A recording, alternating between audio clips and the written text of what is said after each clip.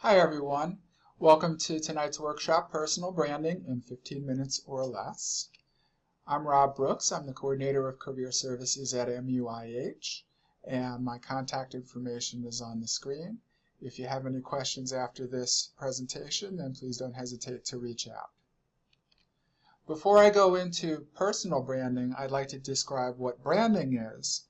Branding is a strategy that companies use to differentiate themselves from their competitors and align their product with a specific and memorable positive attribute or emotion. So, for example, all of Ford Trucks commercials are about how tough the trucks are.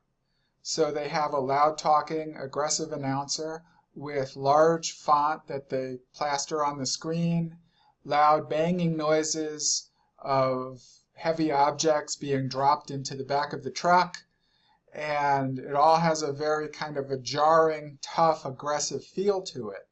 And the reason for that is because they want you to word associate tough with Ford trucks. So if you need a truck and you're thinking, I need a tough truck, then they want you to think of Ford trucks.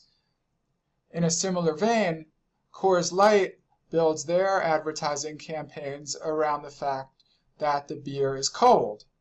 And so, for example, a few years ago, they had a commercial where they had somebody who was climbing up a sheet of ice, a mountain with ice on it, and with an ice picker kind of drills down into a bar that's in the middle of this icy mountain, and that's where all the Coors Light is, because they want you to think that Coors Light is cold. Now, of course, every beer is cold if you keep it in the fridge, but if it's a hot day and you're looking for a cold beer, they want you to think of Coors. Similarly, McDonald's builds their campaign around the tagline, I'm loving it, which is really not about hamburgers. It's about a happy lifestyle. And they want you to associate going to McDonald's with having fun, being happy, and having a great experience that you're going to enjoy. And they don't really talk much about their hamburgers in all of that, but that's what they do is to align that feeling with McDonald's. Okay, and it's even quite often more than just a logical, here's why our product is better, but they're actually looking for something on the emotional level to align their product with something on the emotional level for their customers. Now for people, it's a little different. And in some ways it's easier, and in some ways it's harder. I feel like it's harder for people to do personal branding because it requires perhaps a change of mindset, in that you may not be used to looking at yourself as a product. But in essence, if you're in the job market searching for a job, or if you're in the market for new clients and you're competing with other people for those jobs or those clients, you are a product. And people are going to either, hire you or not hire you, or go to you as their practitioner or go to someone else as their practitioner. So it does require a bit of a change in mindset to think of yourself as a product and look at yourself objectively versus other people who may be competing for the same things. But it's easier because unlike some brands and unlike some products, every person is unique. And so the key is really to emphasize the aspect of your uniqueness that will differentiate yourself and be memorable and help you to stand out from the crowd. There are elements to your brand. You have a unique story, and that unique story includes your history, which could be your health history, the history of your family's health, your work history, your family history, anything that may have helped to shape you over time is part of your history, and it's something that is unique to you and the people are not going to share. Your accomplishments through overcoming the obstacles that you may have faced, either health obstacles with your own health or people in your family, or other obstacles that have challenged you during your life. So that also includes your work accomplishments as well. Even in careers that are not related to the health field, you probably have work accomplishments that will tell an employer the types of skills that you bring to the table now, even if it's in a different field. And then your passion. It's not only about what you bring in terms of your history and your accomplishments, but it's also what you bring in terms of your energy and how much you want to do this new career field that you have showed faith in yourself and taken a bit of a risk and gone for it. And so that passion is also part of your brand and your uniqueness in terms of, even amongst your classmates, you may have somewhat different passions than they are within your field. You may be interested in helping different people than they are, even if you may all be acupuncture majors.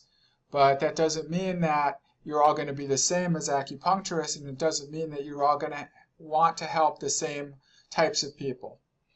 Okay, and then also your decisions that you've made in your life, your career decisions, what brought you to MUIH, but also what brought you to your undergrad, what brought you into your first career if you're changing careers.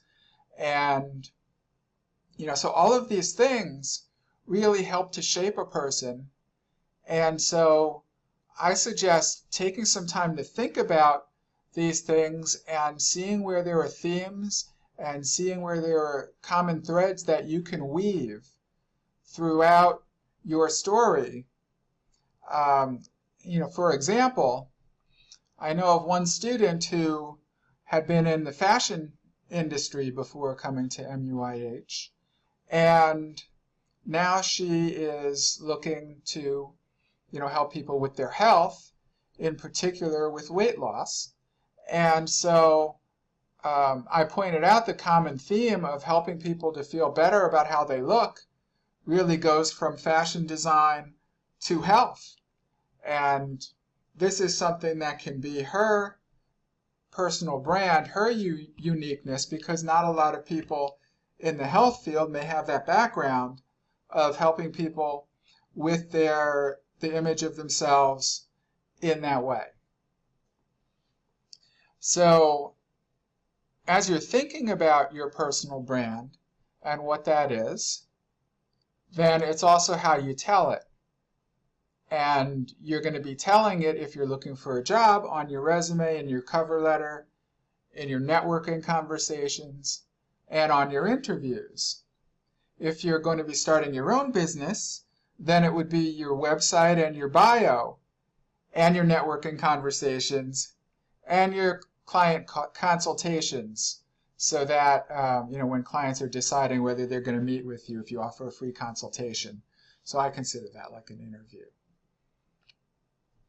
I don't want to make this about resumes, but I want to point out how the resume can carry through your personal brand and introduce people to it. And the way you do that is, instead of starting your resume with an objective, as you might have been taught in undergrad, you're going to start it with a summary or a profile of 3 or 4 sentences up at the top of the page to give the employer who's reading quickly all that they need to know about you to make them want to read further. So the fact that you're in the master's program and those common threads around your accomplishments, your knowledge, and you as a person, that's going to make you terrific in this field.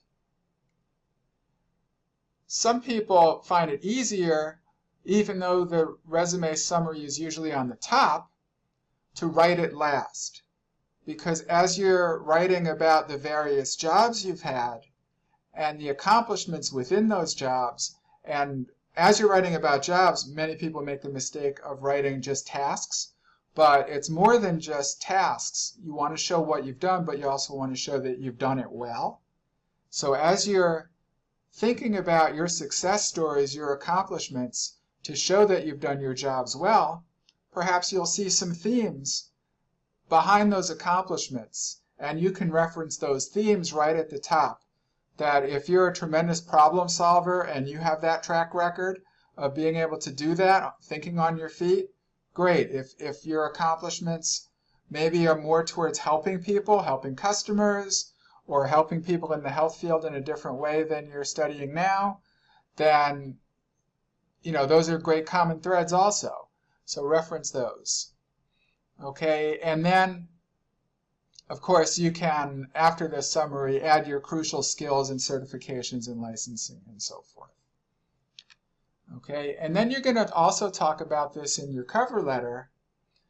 And the main thing about the cover letters, and I listed 4 paragraphs right there, but you want to tailor what you're saying about why you're qualified, but really this is going to be your personal brand. This is where you're going to introduce that in a more conversational way and tell a little bit more of a story at how you came to be doing this and why you're interested, why you decided to make this leap of faith and pursue this field so that you can help others. So if you're very excited about the place that you're applying to, if you're very excited about your new field, then that has to come across in your cover letter. And so really, when you're talking about resumes, cover letters, and then interviewing, and really these different parts of the job search, they're all connected. They're not separate things. So what you say in your cover letter is similar in some ways to what you're saying in your resume, on your job interview, in your networking conversations. And tying this all together, this is your portrayal of your personal brand. Thank you very much for your time. I'm going to go quickly back up to my contact information. So if you have any questions, then please don't hesitate to contact me. And I appreciate your viewing the workshop today. Thank you.